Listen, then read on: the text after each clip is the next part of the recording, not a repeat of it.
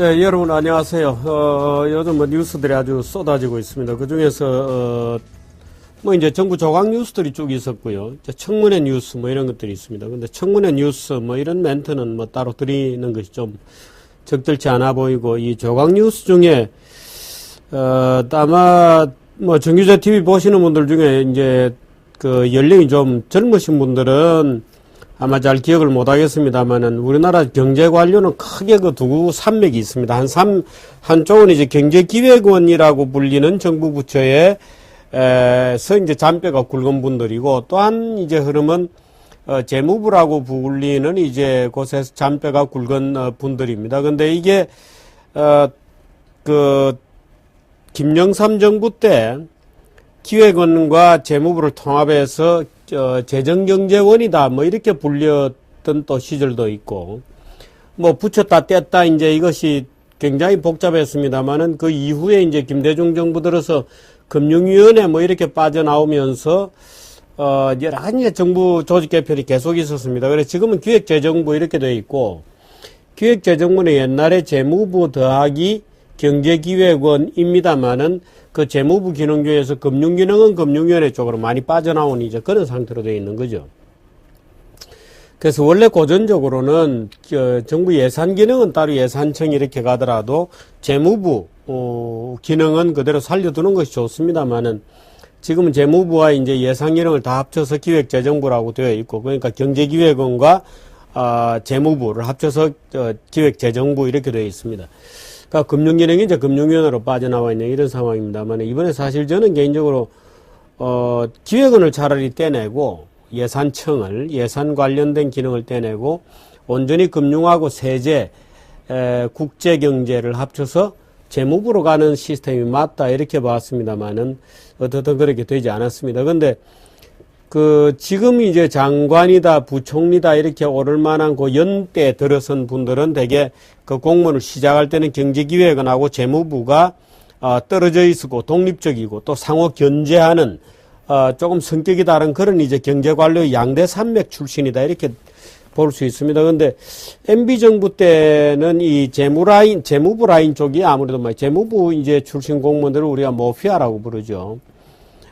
쪽이 많았고, 뭐 마피아 더하기 이제 Ministry of Finance에서 마피아 이렇게 부르는 겁니다. 근데 이제 쪽이 많았고, 지금 이제 박근혜 정부 들어서는 경제기획원 출신들이 압도적으로 많이 등장하고 있습니다. 근데 기획원 출신하고 경제기획원 EPB 출신하고 EPB라는 게 Economic Planning Board인가 그렇습니다. 그 EPB 경제기획원 출신하고 마피아 재무부 출신하고 약간 성격 차이들이 조금씩 있습니다. 아무래도 이제 이 시장에 좀 친화적이다 하게 되면 이제 마피아 쪽이고요. 이 재무부 쪽이고, 아무래도 구조주의적이다 또는 레디칼이다 또는 구조적 차원에서 뭔가를 보자 하게 되면 이제 이 경제기획원 쪽에 가깝습니다. 말하자면 박정희 정부 시절에 우리 경제를 끌어왔던 국가의 계획, 국가의 설계하면 아무래도 경제기획원 쪽이죠. 그래서 쭉 이제 기획원과 그 재무부는 양대 세력 간의 어떤 세력 균형을 쭉 이루어가면서 이제 경제를 관료로서 한국 경제를 끌어왔던 겁니다. 그런데 최근에 이제 앞서거니 뒤서거니 하다가 최근에 현오석 그 경제부총리, 또 조은동 청와대 경제수석, 양톱이 또 중앙은행의 김중수 총재까지 전부 EPB 출신입니다. 그러니까 경제기획원 출신입니다. 그 경제기획원 출신의 장점들은 대개 이제 굉장히 거시기 매크로 이코노믹 티어리, 이론에 박다 하는 점이 장점이 있는 반면에 대개 이제 이 반시장적 정서를 갖고 있는 분들도 꽤 있습니다. 그래서 어떤 문제든지 뭐 법과 제도를 바꿈으로써 구조를 바꿈으로써 해결해야 된다. 이제 이런 주장을 많이 펴면서 대체로 이제 어떤 펀더멘탈리스트적인 근본주의적인 이런 그 처방을 좋아하는 이런 이제 성격을 좀 가지고 있어요. 그래서 대체적으로 아주 극단적인 경우라면 국가주의적 또는 설계주의적 사고를 꽤 이제 갖고 있고, 또 아무래도 이제 전체 경제를 보고 이론을 다루고 이러다 보니까 시장 상황에 대해서 민감하게 이해한다기보다는 아무래도 국가의 힘을 더 중시하는 국가의 계획을 중시하는 이제 이런 어떤 성향들이 약간씩은 있습니다. 물론 개인차는 워낙 많아서 누가 어떤 성격이 그러면 현오석 경제부총리 후보가 꼭 그런 성격이냐면 그렇지는 않습니다만은 또 이번에 조원동 경제수석으로 된 조원동 씨 같은 경우에도 예를 들어서 그 사람을 우리가 설계주의자라고 부를 수 있느냐 하면 오히려 출신은 EPB 출신입니다만은 최근까지 쭉 해왔던 일을 보면 조세연구원장을 했다든지 또는 김대중 정부 때는 오히려 기업 구조조정하는 일을 굉장히 많이 금융실무를 했댔습니다. 실제로 이현재 전 경제부총리가 금융구조조정을 다 한 것처럼 되어 있지만 사실은 이 조원동 팀이 그 실무를 모두 다 뒷받침을 했던 그 전력들을 가지고 있죠. 그래서 이 두 개인적으로 보면 굉장히 시장 친화적인 또 시장에 대한 언더스탠딩이 높은 분들인데 만에 하나 이제 그런 일말의 어떤 우려라고 할까 기본적으로 이 EPB 출신 경제기획원 출신들의 사고 속에는 경제 전체를 굉장히 일종의 유기차라기보다는 기계적으로 인식하는 물리적으로 인식하는 이런 어떤 습관이나 버릇이 있습니다. 대표적인 것이 이제 예를 들면 현오석 경제부총리가 KDI 원장을 할 때서는 한국경제 60년사 책에도 한 질 책이 있습니다만은 한국경제 60년사란 책에 보면 한국경제 성장을 오로지 관료들의 어떤 설계의 덕분이었다 이렇게 설명하는 버릇이 있어요. 그래서 그 60년사 어디를 봐도 정주영, 이병철이라는 이름이 강조되어 있지 않습니다. 그러니까 모든 것을 공무원들이 국가가 다 잘했다 이렇게 설명해 놓고 있는 것이죠. 그러나 말이 안 되는 얘기죠. 예를 들어서 한국 경제의 성장은 그러면 한국 경제가 국가가 잘했다. 장하준 이런 논리도 마찬가지입니다만은 국가가 잘해서 잘한 건 아니죠. 국가가 잘한 것은 박정희 대통령이 잘한 것은 사적 소유권 제도를 만들어 주었던 것. 말하자면 시장이 없는 상태에서 사적 소유권이라는 사유재산 제도라고 하는 것하고 경제개발이라는 것하고를 일치시켰던 겁니다. 그게 구소련의 스탈린과는 국가주의, 일반적인 다른 사회주의적 국가주의 또는 공산주의적 국가주의와는 완전히 다른 것이었어요.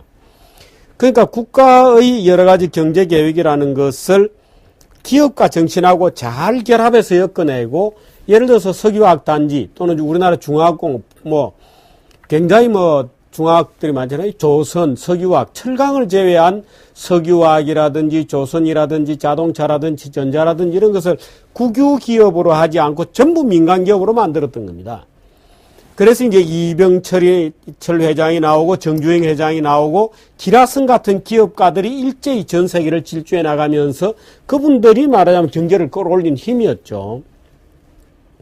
원천적인 차이는 공무원들이 설계를 잘했기 때문이 아니에요. 사업 설계 자체는 누구라도 할 수 있습니다. 예를 들어 구소련 공무원들도 잘했고 지금의 중국 공무원들도 잘하고 있습니다만 지금의 중국은 또 성격이 조금 개발이라는 측면에서 조금 다른 성격인데 근데 EPB 출신들은 대개 한국 경제의 성장을 공무원들이 잘해서라고 생각합니다. 그래서 한국 경제 성장 60년사 이런 것도 보면 KDI에서 나온 거 보면 공무원들이 이런 정책을 잘했기 때문이다 이렇게 나오는데 그건 아니죠. 말하자면 한국은 경제를 끌고 가는 엔진으로 기업가들을 육성했고 기업가들에게 사유재산을 주었고 그게 지금 우리나라 좌빨들이 기분 나빠하는 거거든요. 재벌에 특혜를 줬다 이렇게 되어 있는 건데 특혜가 아니죠. 그럼 재벌이라고 욕을 함으로써 특혜를 줬다 이렇게 되어 있지만 사실은 석유화학단지, 조선회사 이런 거대한 프로젝트를 민간에게 왜 줬냐 이런 항변이거든요. 그럼 민간으로 안 주고 우리나라 공산주의로 가는 거죠. 그러니까 좌빨은 사실은 그런 말도 안 되는 레토릭은 뒤에 숨기고 특혜였다 이렇게 주장을 하고 싶은 것이죠. 그럼 특혜를 안 주면 어떻게 되냐. 소위 말하는 특혜를. 그럼 이제 국유기업으로 가는 거죠. 공공기업으로 가는 거고. 그렇게 됐으면 성장 안 됐던 거죠. 말하자면 사적 소유권 체제를 만들어냄으로써 경제가 성장했던 것인데 그걸 거꾸로 얘기하고 있는 겁니다. 근데 제가 지금 이제 경제 이 관료와 관련해서 얘기했던 것은 아무래도 이 박근혜 당선자는 제가 느끼기에는 이 부친 박정희 대통령 시절의 경제개발의 성공이라는 것에 좀 과잉되게 매몰되어 있는 것이 아닌가. 그래서 그 당시에 그 경제를 계획했던 그 입안자였던, 그 당시에 실무자였습니다만은 현오석 경제부총리라든지, 조은동 씨도 EPB 출신입니다만은 그런 분들을 선호한 것 아닌가 하는 느낌이 약간 들어서 굳이 얘기하자면 일말의 우려입니다. 약간 우려가 되는 거죠. 말하자면 EPB 출신들이 갖는 어떤 사고의 어떤 경향성들이 있습니다. 그게 가장 컸던 게 이제 제가 외환위기 시리즈에서도 그런 얘기를 했습니다만 그 대표적인 그 주자가 강경식 씨였거든요. 외환위기 왔을 때 그 당시 경제사령탑이었던 경제부총리라고 했던 강경식 씨인데, 이 강경식 씨 같은 경우에는 외환위기라고 하는 시장에서 일어나는 일을 한은법 개정이라든지 또는 금융법 개정이라든지 금융감독체제라든지 하는 시스템을 바꿈으로써 막을 수 있다고 생각했던 겁니다. 근데 사실은 거기에 패착이 있었던 거죠. 시장에서 일어나는 일은 시장에서 막았어야 됩니다. 그런 차원에서 사실은 그 EPB 경제기획원의 실패, 경제기획원적 관료들의 실패다. 이게 IMF 외환위기였다고도 볼 수 있는데, 이번에 이제 현오석, 조은동이라고 하는 이 경제기획원 출신 관료들이 일제히 약진해서 우리나라 경제 전체를 지금 틀어지게 되었습니다.